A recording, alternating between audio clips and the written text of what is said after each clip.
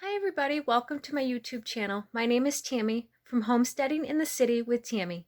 Today's video is the second video in a three-part series on how to recover a patio furniture cushion. If you missed the first video, I'll leave a link in the description below for that video. The tools you'll need for today's project are going to be a pair of scissors, a fabric tape measure, a fabric marking pencil, some pins, a straight edge, and a place that you can lay your fabric out so we can get a good cut on it. You can also use a rotary cutting tool, but you will need a rotary cutting mat to do that. Let's get started.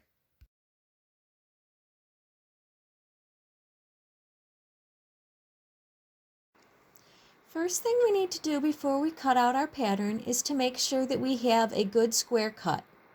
The way you're going to do this is by folding the material in half with the right sides together, and take your pins and pin the open ends together evenly at the top.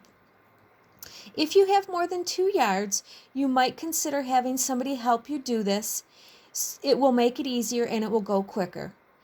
Also, if you have a nice long hallway or a long table that you can put it on, will also make it easier to be able to get this material folded in half and pinned evenly. Then you can take your material and fold it up, roll it up, so that when you go to cut it, you're able to keep it nice and square on your cutting mat or on your table.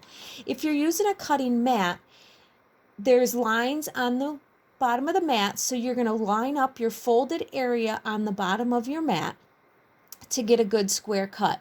You'll take the shortest end of your side that you have to cut off to make it square, line that up on one of the lines. Use your straight edge and mark what you need to cut off and cut off your end to get a good square cut. But you need to make sure that you have all of it on a line square so that you can do this. It is very important to make sure you keep your material square at all times. Otherwise, you're going to end up having crooked cuts, and when you go to sew it out, they're not going to line up. So making sure that you take the time to spread it out and get it nice and square on your cutting mat is very important. This will take time, but it's a good step to do so that when you are cutting everything out, you have it nice and square.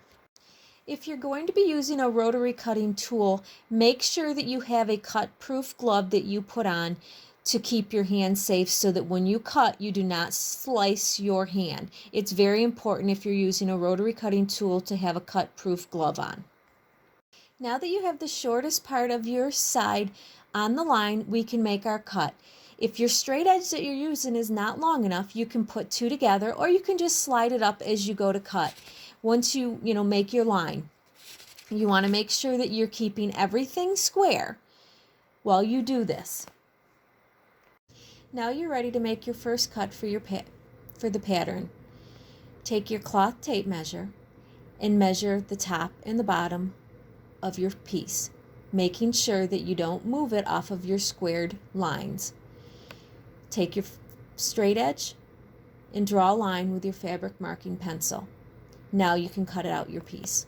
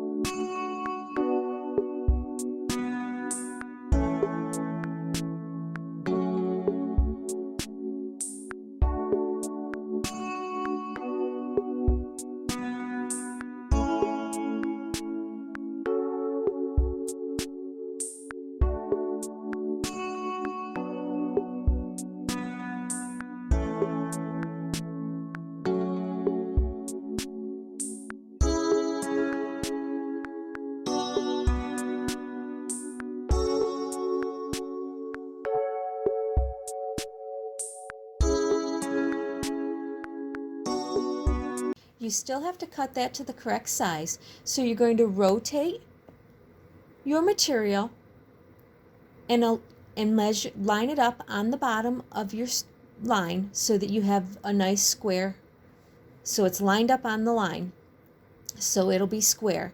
You're going to take just a little bit off the folded edge to make it into two pieces, and then you are going to take your fabric tape measure and again mark out your inches top and bottom, and then cut across that to get your first piece cut out completely square to what you need for your pattern. So go ahead and do the next pieces that you need for your pattern and get them all cut out.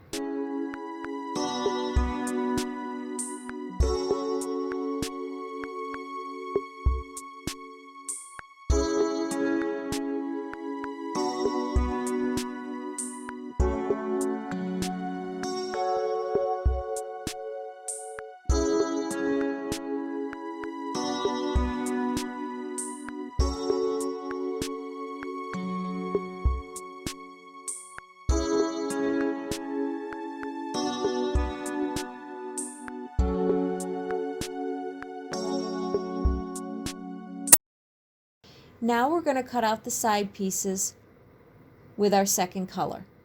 You will do the same steps as before to make sure that your fabric is nice and square for this first cut. The straight edge that I use is a ruler and also is 6 inches wide. So I will use this to measure out my widths because I need 6 inches wide for my bottom cushion and I need 4 inches wide for my top cushion. So I will use this as my straight edge ruler to measure everything out. Seeing that I need 6 inches, the ruler will be my 6-inch width. I'll just draw a line or take my rotary cutting tool and cut along that line once I have it nice and square and cut out my 6 inches. I'll do the same with my 4 inches. I need 2 each of these sizes. Now we're ready to take our strips that we cut for the side and cut them to the length that we need. Our pattern material is, the bottom cushion is 24 by 24. So the 6-inch strips, we are going to need to have them 1 inch longer than our bottom pieces.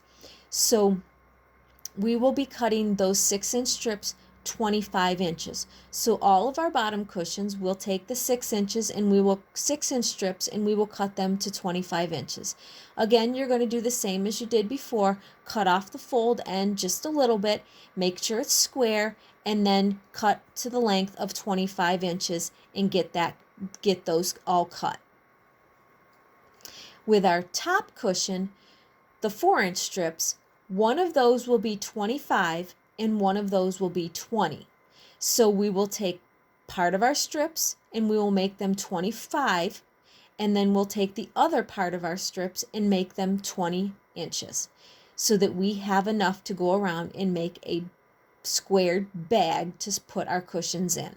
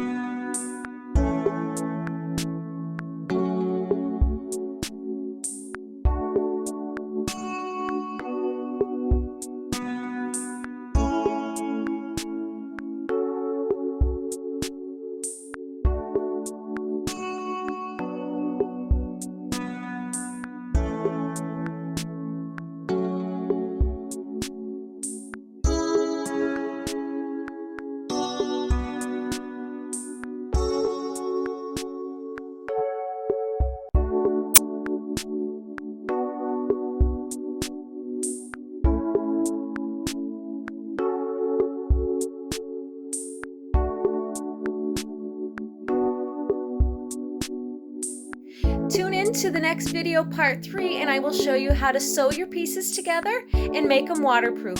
Thanks for watching, and if you like this video, please subscribe and have a wonderful day.